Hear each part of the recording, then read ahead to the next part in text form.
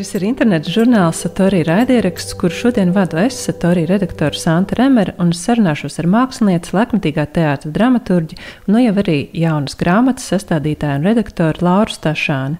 Pat klājā ir nākusi Lauras Stašāns un Lauras Brokāns veidotais dokumentālu stāstu un dzejas krājums Neviens to neticēs, kurā apkopoti daudzu sieviešu personīgu stāstu un latviešu un britu autoru radīta dzeja, kas pievēršas vardarbības tēmai. Sveika, Laura! Sveika! Pēdējā laikā šeit Satori intervējot radošas personības, jo sevišķi sievietes, man sanāk uzskaitīt ļoti daudzas lomas un profesijas, kurās viņas ir strādājušas. Tu esi arī mūsu Satori autori, un tu mēdz arī tulkot, un tu esi producējis laikmetīgās dejas izrādes.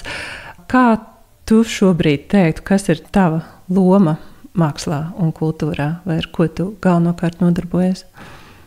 Es nezinu, man liekas, tas ir vienmēr saistīts ar kaut kādu procesu iekustināšanu, un tiešām ilgus gadus es esmu strādājis kā producente, bet tas vienmēr ir bijis caur to, ka es ģenerēju idejas daudziem projektiem, ja sākusi šīs idejas un tad aicinājusi cilvēkus viņas realizēt, un tagad es nonākusi līdz tam punktam beidzot, kad es esmu gatava pati tās idejas realizēt. Un tas varbūt ir viss kaut kādā ziņā par vienu, bet tikai dažādos formātos, kuriem visiem tiem darbiem, ko es daru, vajag vienmēr atrast nosaukumus, un tas ir sarežģīti. Satori žurnālā, man liekas, tavs raksturojums ir šāds. Man aizvien vairāk rūp ne tikai tas, kāda māksla top, bet kā tā top, kam tiek dots vārds un kam netiek. Šobrīd praktizēju dramaturģiju tās plašākā nozīmē. Tas man likās arī intriģējoši, kas ir dramaturģijas plašākā nozīme. To es saprotu tā, ka tas nav saistīts ar tekstu radīšanu obligāti. Un es parasti arī neradu dramaturģiskus tekstus. Tas ir vairāk, atkal saistīts ar to, kā kaut kādā veidā sakārtot telpu vai domas vai izrādi vai jebko faktiski. Tikpat labi, ja runā, piemēram, kādā festivāla kategorijā, var runāt par festivāla kurātoru, bet tas ir, manuprāt, arī dramaturga darbs. Tas ir droši vien atkarīgs, kā kurš definē to nosaukumu dramaturgs, bet man tas ir saistīts arī ar daudziem, es negribētu teikt ikdienas procesiem, bet drīzāk jau profesionāliem mākslas procesiem, kur es redzu, ka es domāju ar kaut kādu dramaturģisku piegājienu. Es mēģinu uzreiz kontekstualizēt visu, jo vienkārši tā strādā mana galva. Man šķiet, ka arī esmu pazīstama ar šo, kad liekas reizēm tas kuratora un redaktora darbs patiesībā kaut kādā ziņā veic līdzīgu funkciju, un tā iespējams ir šī sava veida dramaturģiskā funkcija, kas nevienmēr tur ir lineāru naratīvu veidojuši, jo tas nav īsti lūgradis tradicionālā nozīmē, bet dramaturgs, kā cilvēks, kas strādā ar konceptiem. Un arī, ka tu uzreiz domā par ļoti daudzām lietām, nevis tikai par tekstu. Un tad, kā teātrī, tad dramaturgs ir tas, kas atbildīgs par tekstu, tad atnāk režisors, tad atnāk gaismotājs, scenogrāfs, aktieri. Bet man tā dramaturģija plašākā nozīmē tiešām to, ka tu domā par visām lietām vienlaicīgi. Tagad ir iznākusi jūs ar Lauru Brokānu kopīgi veidotājs dokumentālu stāstu un dzejas krājums, kas jau tā kā iezīmē, ka tur apvienots dažādi žanri. Kā vispār arī pašu grāmatu definēt? Tā ir daiļliteratūra, tas ir hibrīda izdevums. Mēs jau kur nosaukumā ielikām to dokumentālo stāstu un dzejas krājums. Tieši tāpēc, lai iedot kaut kādu ceļvedi tam potenciāliem lasītājiem. Bet man gribētos teikt, ka to grāmatu vienkārši var lasīt kā, drīzāk kā ieiet tai pasaulē. Šoreiz caur tekstu. Kā durvis. Kā durvis, grāmata kā durvis. Man tieši bija radio intervija, kur man jautāja to, kāpēc dzeja un dokumentālie stāsti kopā. Un tam, protams, ir ļoti praktisks pamats, jo mums bija šādi lasījumi fiziskā veidolā 21. gadā Punktum literatūras festivālā. Bet man liekas vairāk tā dzeja dokumentālie stāsti kopā ir tāpēc, ka man tas ir par kaut kādas telpas radīšanu starp to stāstu autoru un lasītāju un telpu, kurā tas lasītājs var ienākt. Mēs nebliežam viņam papīru uzreiz ar to visu, bet tas dod kaut kāds veids, kā pietuvoties, un ka tā dzeja tomēr rada kaut kādu mazliet citu telpu. Nu jā, tad kaut kā liekas, ka satiekas tas kuratora un redaktora darbs, ka izstāžu kurators arī domā par to, kā viņa telpā ieies, kas šajā telpā gribēs ienākt, kā to cilvēku ieaicināt un kāds būs tas ceļš, kā viņš to izstaigās. Bet parunājot mazliet par to fonu, jā, tad šī ir grāmata par vardarbību ģimenē, bet ar šo tēmu tu strādā jau vairākus gadus, un chronoloģiski šķiet tas sākās tieši ar dejas izrādēm, ar projektiem, ko jūs veidojāt kopā ar Jānu Jacuku. Tie bija darbi Viss būs labi un Baiļu rutīna. Šķiet, tie bija pirmie, kas pievērsās skatuves mākslā tieši sievietes baiļu tēmai. Un savā veidā, kā kustību valodā mēģinot noformulēt to, par ko mūsu sabiedrībā joprojām ir ļoti grūti sarunāties, tātad par vardarbību ģimenē. Kad tas sākās, cik sēni ir šie darbi un kā jūs uzdrošinājāties spērt šos pirmos soļus, kas jūs pamudināja toreiz vēl duetā ar Jānu? Man liekas, ka tas bija 2019. gads. Es ar Jānu strādāju, tā var teikt, kā dramaturģe. Un patiesībā tā pirmā izrāde, ko tu minēji, kas bija tāds mazformāts Jānas solo, kur tas bija viens no darbiņiem tādā īpašā projektā, kas bija jauno choreogrāfu pirmie skatuves darbi. Tas bija galīgi neapzināti par vardarbību veidots darbs, un Jāna pat arī to neapzinājās. Viņa vienkārši runāja par savu pieredzi ģimenē, un viņa pilnīgi noteikti tajā laikā vēl nedomāja, ka es tagad runāšu par vardarbību. Un tad bija nākamais darbs, kur Jāna jau man uzaicināja kā dramaturģi konkrētā lomā, un viņai bija idejas runāt izrādē par bailēm, bet tas bija ļoti abstraktas, visāda veida, un tur figurēja kaut kādi citi cilvēki. Un bija procesā tāds brīdis, kaut kas mums tur galīgi negāja uz priekšu, un neko nevarēja no tā nulles punkta izvirzīties. Un tad Jāna man tiešām vienā naktī atsūtīja e-pastu, kur viņa teica, man liekas, ka man tev kaut kas ir jāizstāsta, lai mēs vispār varētu tālāk kopā strādāt. Un viņa uzrakstīja savu bērnības pieredzi ar vardarbīgu tēvu. Un tajā brīdī, kad es to izlasīju, man bija skaidrs, ka tai ir jābūt izrādēji. Un kā mans uzdevums tajā mirklī ir panākt to, lai Jāna grib to stāstu izstāstīt. Un kā to var panākt? Kā notiek vispār šis process, lai kāds izstāsta savu stāstu? Izskatās, ka viņai bija grūti pārkāpt arī šim pirmajam solim, tad naktī atsūta e-pastu. Protams, ir Jānas viedoklis būtu vissvarīgāks tagad, bet no manas puses tas bija par klausīšanos. Es domāju, ka es varbūt biju tiešām, varbūt ne gluži pirmais, bet tiešām viens no retajiem cilvēkiem viņas ceļā, kas bija gatavs klausīties to stāstu, kur viņa vēl līdz galam arī nesaprata, ka, kur tur beidzās tēva mīlestība un kur sākās vardarbība. Un ka tas varbūt nebija labi, kas ir noticis, un ka ir svarīgi par to runāt, un kāpēc. Un es domāju, es viņai spēju iedot to, kāpēc par to ir svarīgi runāt. Un kāpēc par to ir svarīgi runāt? Tagad man ļoti daudz argumentu, kāpēc par to ir svarīgi runāt, bet toreiz pilnīgi noteikti tas man vienkārši bija intuitīva sajūta, ka šis ir ļoti svarīgs stāsts, jo mēs tādus stāstus nedzirdam. Un es tajā brīdī pat vēl nezināju, tiešām, jāsaka, biju tik nezinoša, ka es nezināju pat statistiku, cik daudzas sievietes tas skar. Un tas tiešām bija vairāk par to, ka mēs šādus stāstus nedzirdam, bet viņi notiek. Un turklāt tas bija Jānai bērnības stāsts, līdz ar ko tas man vēl likās vēl svarīgāk. Jo viņa to, kas ir noticis, sāk apzināties tikai tādā pieaugušā vecumā. Jā, jo liekas, ka laikam šie stāsti kaut kur, kaut vai mēdīju tāpā, vai arī kaut kur literatūrā parādās, bet kaut kā ir tā, ka viņiem nav tāda turpinājuma. Mēs sašūtam, ir noticis kaut kas patiešām traģisks, visi kolektīvi dodas, ķemmēt mežus un meklēt šo pazudušo sievieti, kas kārtējo reizi ir cietusi no partneru vardarbības vai šo traģēdiju, kas ir notikusi, teiksim, ģimenē dzīvojušu bērnu. Visi ir skumji, satriekti, bet tad atkal iestājas tāds klusums līdz nākamajam gadījumam. Tāpēc, ka tas tiek pasniegts ar to šoku, cik tas ir ārkārtēji. Tas ir tāds šoks, ka tas ir noticis, bet tieši tas, ko es sapratu, strādājot jau ar Janu, ka tas notiek ikdienā. Tas notiek, kā Jana izrādē saka, parastā Ziepniekalna dzīvoklītī. Un tas varbūt bija tas, kas man, piemēram, bija liela atšķirība no lasīt par vardarbību ģimenē mediju ziņās vai dzirdēt personisku stāstu, ka tu saproti, ka tur blakus ir bijusi normāla dzīve, brīnišķīgs bērns, vairāki bērni viņa bija ģimenē.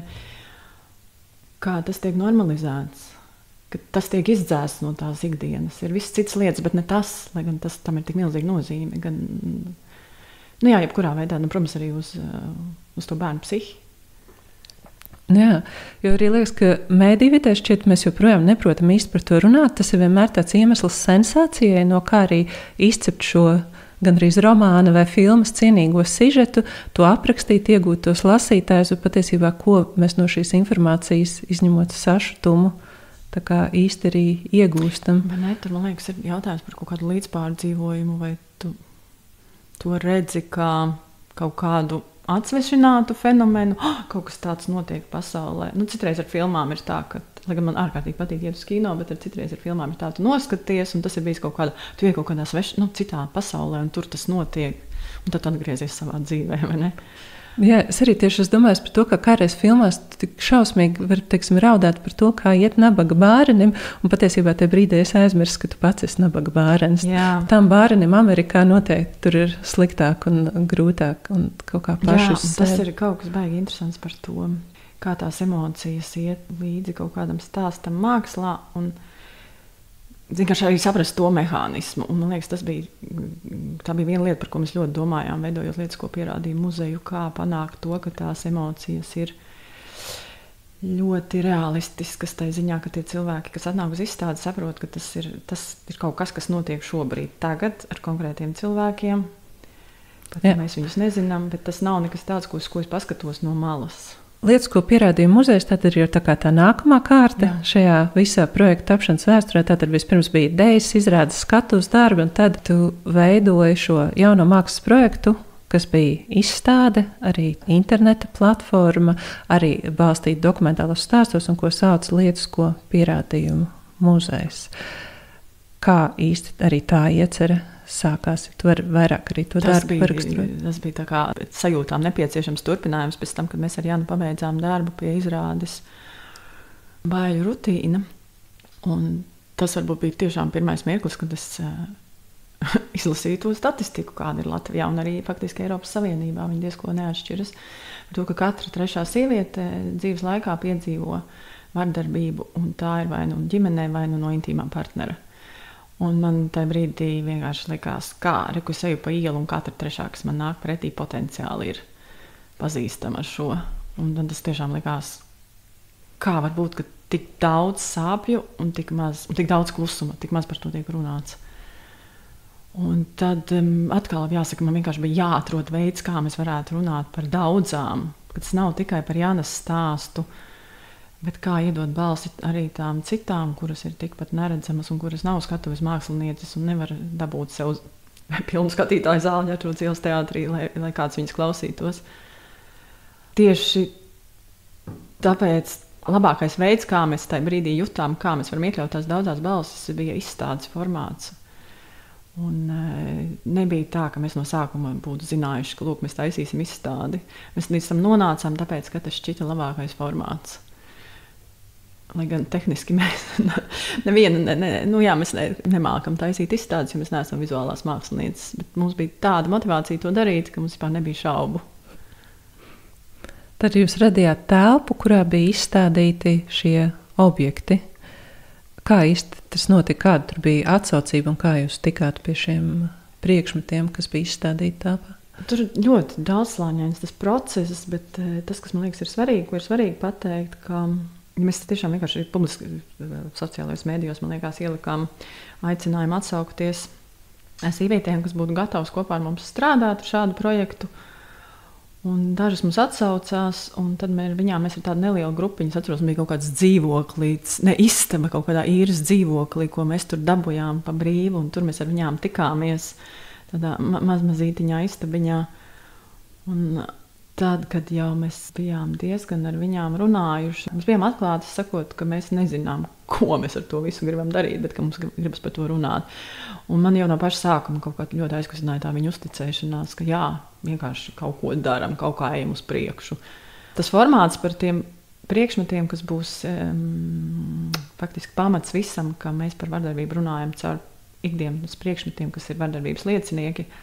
Tas radās tiešām uzmanīgi klausoties, ko viņas stāsta, un tad tur parādījās tas kaut kāds paradoks starp to vardarbību, kas ir kaut kas tik kā prātam neaptverams, un tad to ikdienas priekšmetu, kas tiešām tai stāstos figurēļ, kad vardarbības epizode sākās dēļ tev kaut kāda zeķu pāra, kurš tur nesakrita zeķes, vai dēļ šampūna pudeles, kas bija aizmirsta ceļojumā. Nu vienkārši tas likās tik kaut kā negāja kopā, tas līdz ar to kļuva par tādu, tas kļuva par vietu, no kā atspērties. Un tad jau mēs mēģinājām vienkārši to kolekciju veidot lielāku, arī ar sociālajiem mēdījiem uzrunājot sievietes, sūtīt priekšmetu kopā ar stāstu.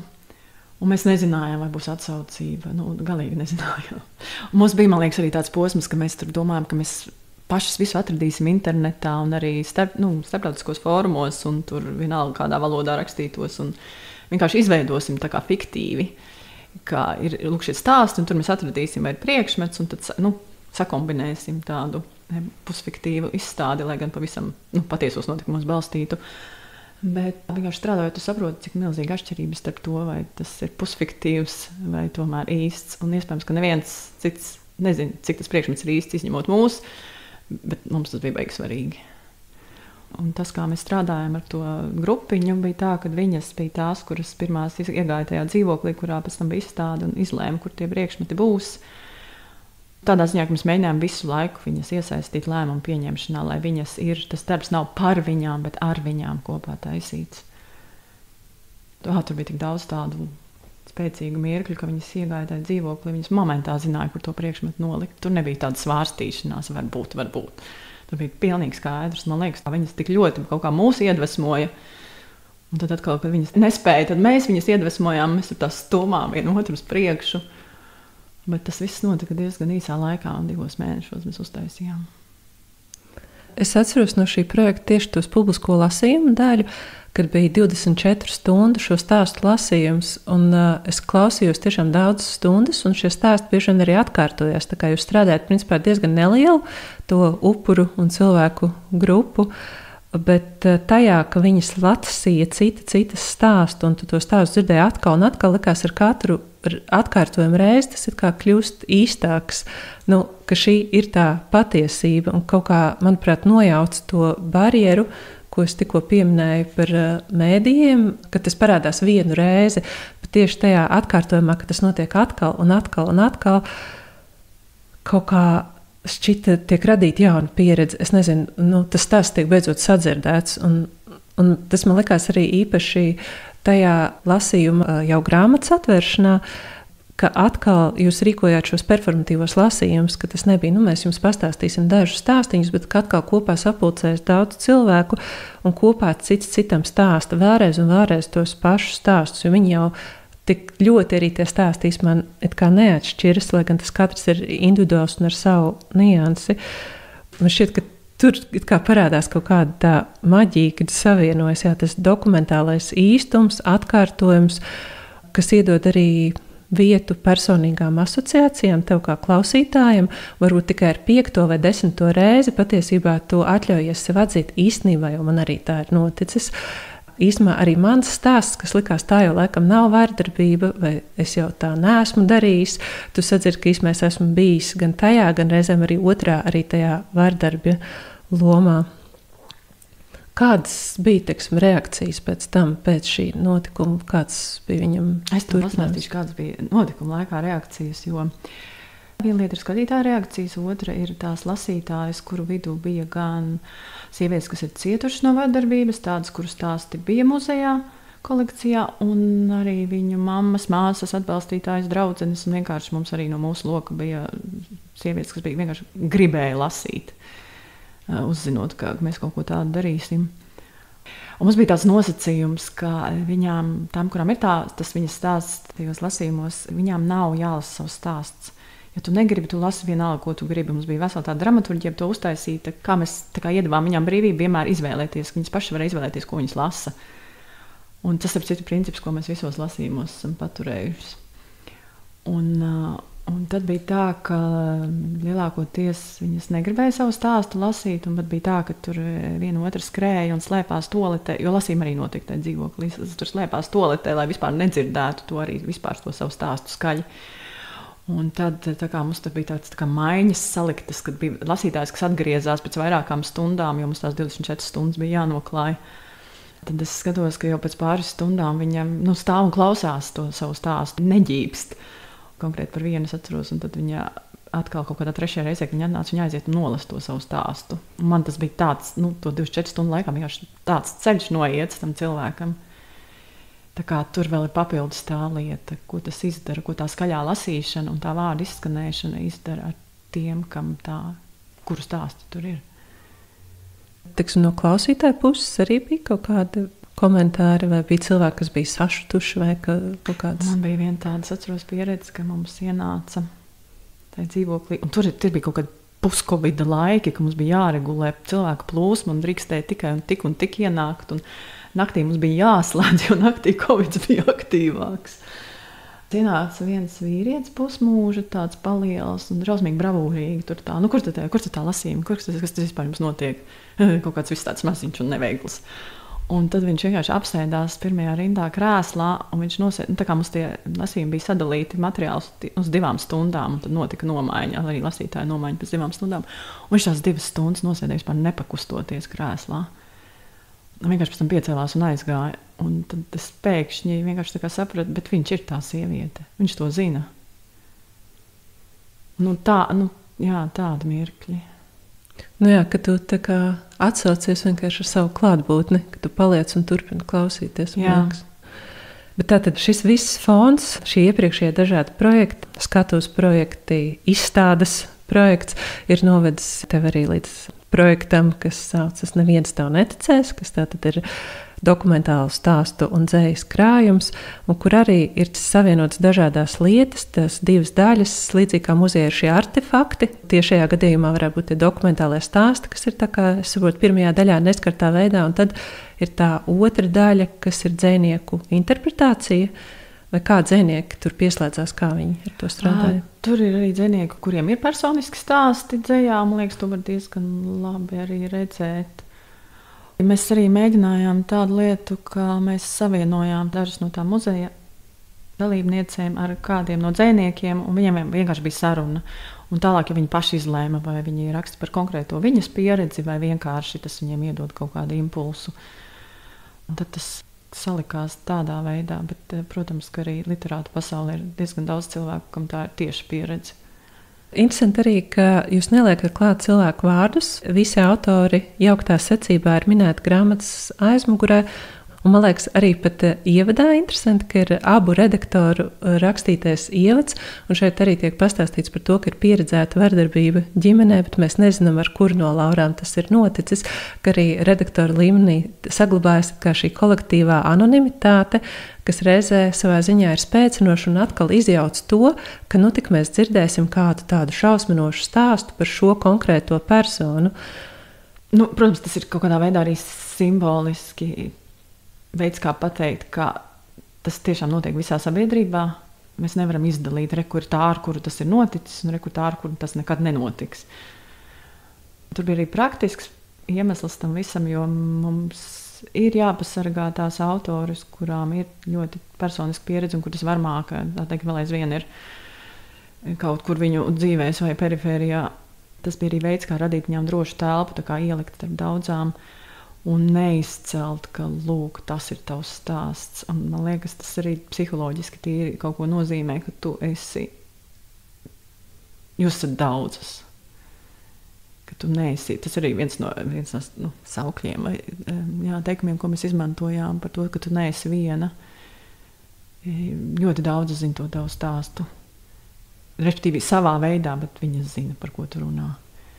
Jā, mēs ar Lauru arī tad izlēmām rakstīt. Mēs kaut kā arī, man liekas, patiesībā organiski līdz tam nonācām, jo mēs nerakstījām kopā, bet katra rakstījām no sevis. Un tad mēs vienā brīdī sapratām, nē, bet tas es, lai viņš paliek es, tā kā nav skaidrs, kurš es. Jo, kā jau es teicu, tas nav tā, ka tas notiek ar konkrētu tipu sievietēm un ar citām nenotiek. Tas ir visur. Cita saka, tur saglabājās tas es, un man uzreiz ir jādomā par mirkļu birku mītū, ka tur arī ir šis dalītais es, un kas, teiksim, daudz kur pasaulē izgāja šī akcija, un ir pazīstams, bet Latvijā man šķiet īsti arī nav noticis, un patiesībā jūsu projekts kaut kādā savā veidā vai formā ar šo dalīto es, it kā arī pilda to es arī funkciju, tikai jau ar citu valstu pieredzi. Un kaut kā citādāk. Jā, es domāju, viss noteikti, protams, tā ir savā ziņā. Ir tā pati diskusija, lai gan, protams, es arī nebija par ģimenes vardarbību, bet par tīri profesionālās attiecībās, kur jau ir vara, varmākas rokās ir arī tā cita veida vara. Bet tas ir ļoti tuvu viens otram. Jā, bet šo ir kaut kā liekas pat vēl grūtāk varbūt aprakstīt. Es tieši par to domāju, lasot grāmatas tieši otru daļu, ne tikai dokumentālos stāstus, bet tas, ka tajā dzējā tiek uzburtas sāpīgas ainas, kur ir ļoti liela neskaidrība, kas īsti notiek, bet tev no tā teksta rodas vardarbības sajūta. Tā kā atpazīstams ķermeniskā līmenī tās bailes, kaut kas aizdomīgs.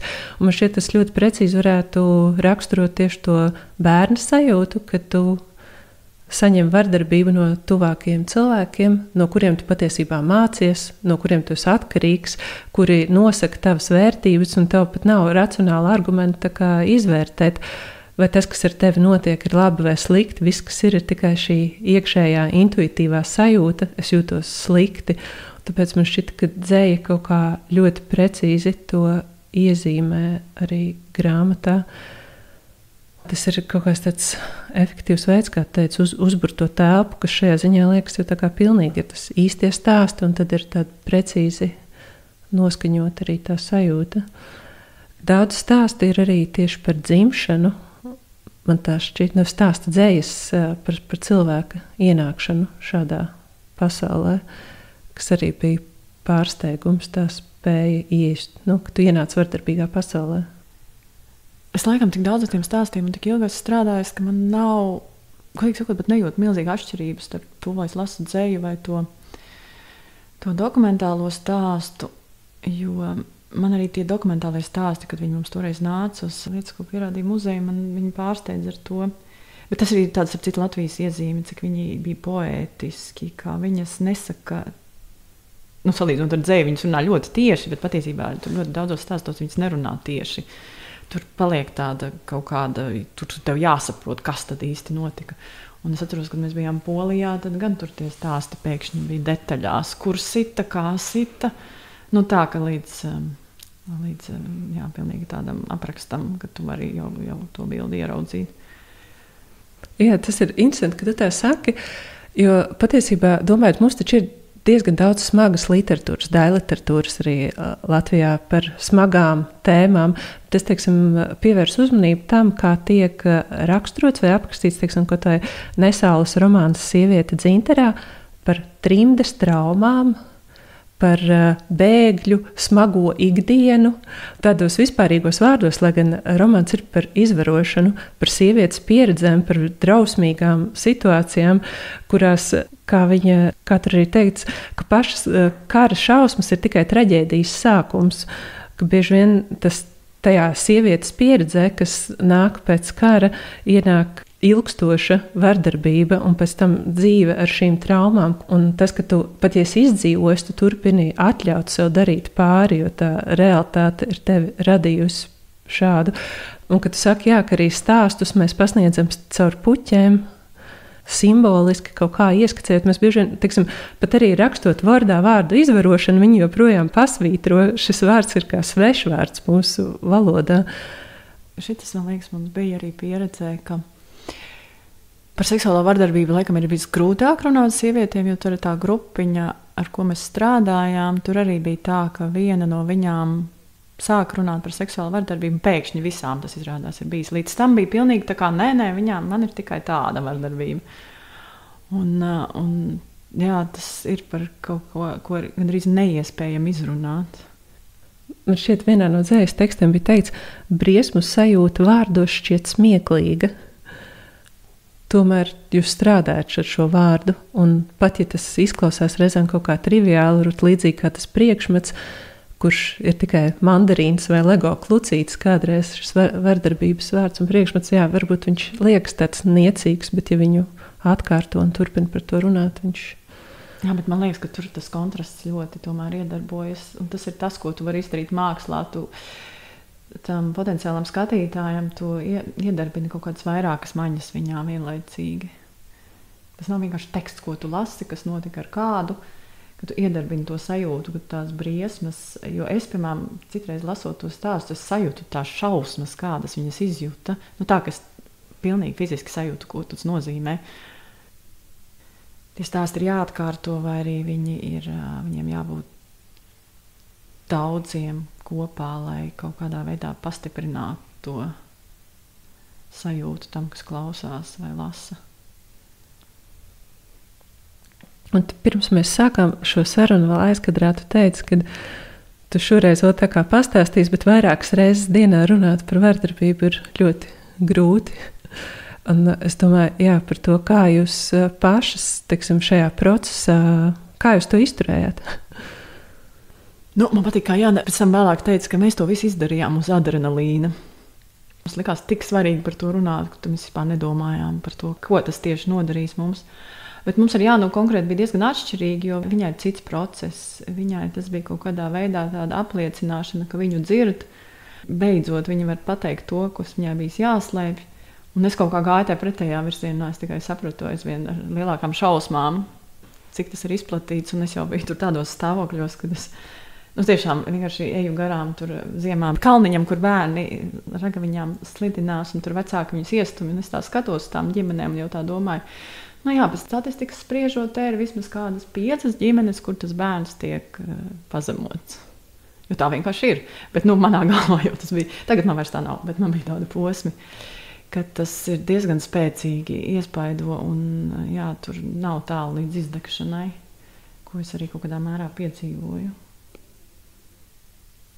Jā, tur tas sarežģītais jautājums, ka tā kā strādā ar šo ļoti jūtīgo kopienu, ar šo ļoti sensitīvo jautājumu un mēģina arī citiem parādīt, kas ir vardarbīgas, varmācīgas attiecības, bet reizēm tā sajūta, kādā veidā es varbūt pati ietilpstu šajā statistikā, vai mana uzvedība, ka reiz arī nav bijusi vardarbīga. Man šķiet, ka tas ir tas, kas man kādreiz liek aizdomāties par to, cik vispār arī labākie zinātāji par šo tēmu no mums principā spēja atpazīt arī varmācīgus modeļus paši savā skatē darba attiecībās. Es atceros, kad es runāju vienu no centra Martas speciālistēm, lai gan viņa ilgus gadus strādā ar šo tēmu, viņa vēl aizvien domā, ka tur, teiksim, viens solis līdz tam, ka viņa arī varētu kļūt par upuri. Ka pat, ja tu zini visus tos sarkanos karogus un robežas, tas, protams, ka tevi pasargā, bet tā līnija ir tik trausla. Jo arī, es domāju, daudzas no tām sievietēm, ar ko mēs strādājam kopā, es abrīnoju viņu spēku, viņas ir vienkārši brīnišķīgas un tik stipras, un tāpat tas ar viņām ir noticis. Tāpēc ir runa par nevis konkrētu, protams, ka ir runa vienmēr par konkrētu varmāku, bet ir runa par to, kā tas tiek pieļauts, uzturēts, noklusēts, kur atkal iesaistās viss tas sabiedrības mehānisms. Un jā, varas attiecības, jo bieži vien, pieņemsim arī tas, ko saka par izvarošanu un seksuālu vardarbību, ka tam nav sakara ar seksu, tam ir sakars ar varu. Tur vēl būtu ļoti daudz ko runāt arī par to, kā tas iet kopā ar latviešu mentalitāti un vispār spēju runāt par savām traumām vai sāpēm, jo tiešām tā sajūta ir, jā, mēs izlasam šo traģisko ziņu, sievieti izvaroja, un reakcija uz to ir nevis protests, bet klusums. Vispār jau traumas ārstēšanas vēsture ir ārkārtīgi nesena, kas bija vēl viens man pārsteigums, ienākot šajā laukā, vienkārši, kas, tiešām tas ir tik nesena vēsture, ka vispār tas tika atzīts, ka tieši tā, ka ne tikai kareivji ir piedzīvojuši posttraumatisko sindromu, bet arī vardarbības upuri ģimenēs. Tas ir tieši tas pats. Un ka tā traumas dziedināšana jau ir tāds process, kur visi tie sabiedrības normas un uzskati ārkārtīgi ietekmē. Tur, protams, ka tā ir katram individuāli arī vienkārši jāaiziet tam cauri, bet cik ļoti mēs sargājam varmākus un cik ļoti mēs pametam novārtā cietušos. Bet kāpēc? Jā, kāpēc? Tāpēc, ka tas atkal ir jautājums par varu, tāpēc, ka tu pieslējies tam, kam ir vara. Un tie, kam ir vara, Simona Vēle, man liekas, brīnišķīgi par to raksta, ka viņiem var un privilēģijas, viņi ne par kādu naudu neatdos šīs privilēģijas. Un ārkārtīgi retos gadījumos viņi apzinās, ka viņiem ir šīs privilēģijas, bet parasti nē.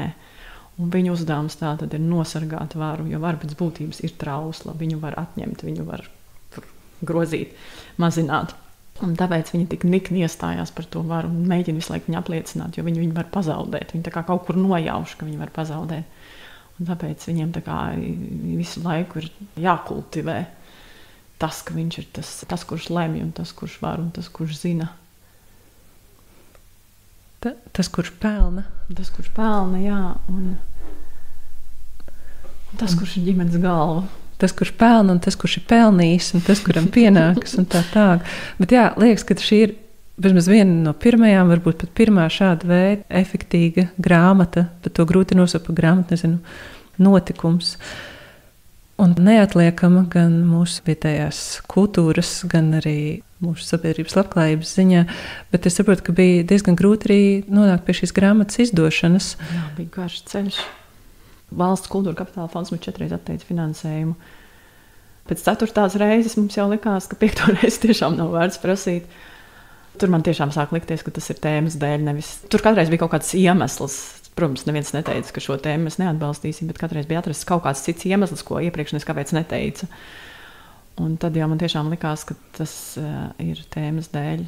Mēs negribam to dzirdēt, kur vēl valsts naudu tam piešķirt. Jā, un tad uzrādījās Lielbritānijas vēstniecība, kuri bija gatavi to atbalstīt. Mums arī Laura bija tā, ka, man liekas, mēs nemirkli nedomājām, ka visam liksim pie malas. Mēs tā kā visu laiku uzturējām tajā idejā dzīvību. Varbūt ļoti izstieptā laikā, bet mums visu laiku bija tā, kā mums šeit jādabūt cauri. Bet bija arī ziedošanas posms, vai ne? Bija ziedošanas posms, jā. Tāpēc, ka Briti sākumā mums iedeva tikai daļu naudas, samaksāt autoriem un izstrādāt maketu grāmatai, un tad mēs sapratām, ka, labi, tā izdošanai varbūt nav tik daudz, to mēs mēģināsim savākt pūļa ziedošanas kampaņā, bet tādas platformas vairs īsti Latvijā nav. Tad mēs veidojām burtiski publisku. Mums bija akcija, kur mēs atkal izmantojam lasījumu formātu, bet savādāku klusie lasījumi, kuri tiešām bija klusi, kur tas teksts vienkārši parādījās. Tas teksts bija iestrādāts audeklā, kas atklāja galdu, un ja tu uzliec plaukstu un sasildi to tekstu, tad viņš parādās. Tā kā bez vārdiem, bet tu ieraugi to tekstu. Tas mums bija vasarā augustā laukumā pie Latvijas Mākslas muzeja.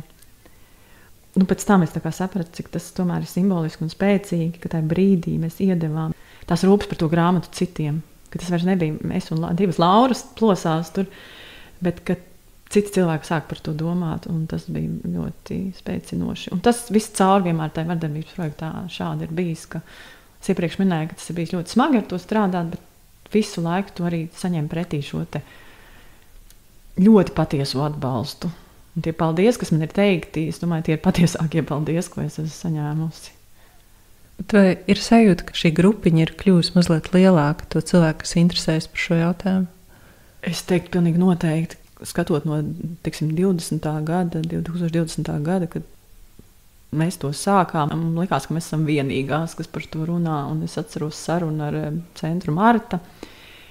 Mēs aizgājām parunāt par to jautājumu, bet arī saprast, vai mēs vispār, tas ir ētiski, ko mēs darām, un ko viņi mums ieteikt, un kā vispār ar cietušām jārunā. Un mēs domājam, ka viņi mums kaut kādu iedos tādu atbalstu, vai mēs varbūt kaut kādi partneri kaut kādā veidā būsim.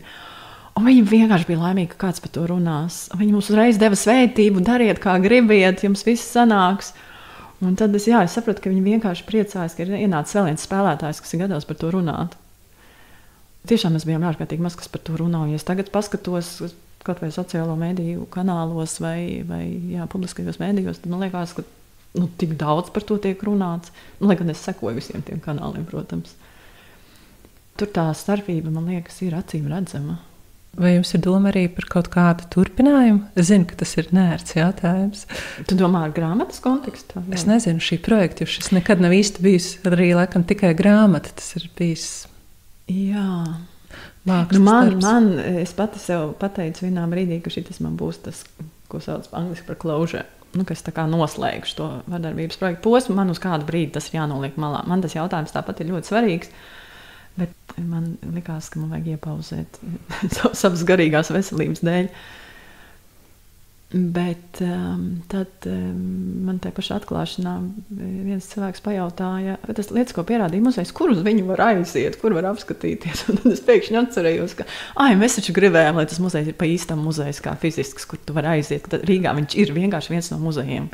Tad varbūt tas ir muzejs, kas mums ir jāceļ. Jā, un tad es atceros, pareizi, tas vēl ir jāiztur, nevar nekādu noslēgumu taisīt.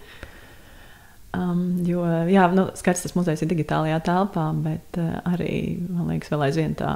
Rīgai būtu jauki, ka būtu tāds muzejs.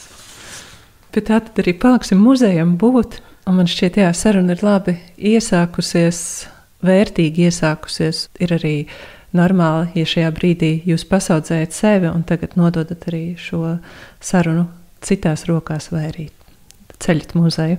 Tātad šodien ar mani Satorī raidierakstā sarunājās māksliniece un grāmatas Neviens tev neticēs, viena no veidotajām Laura Stašāne.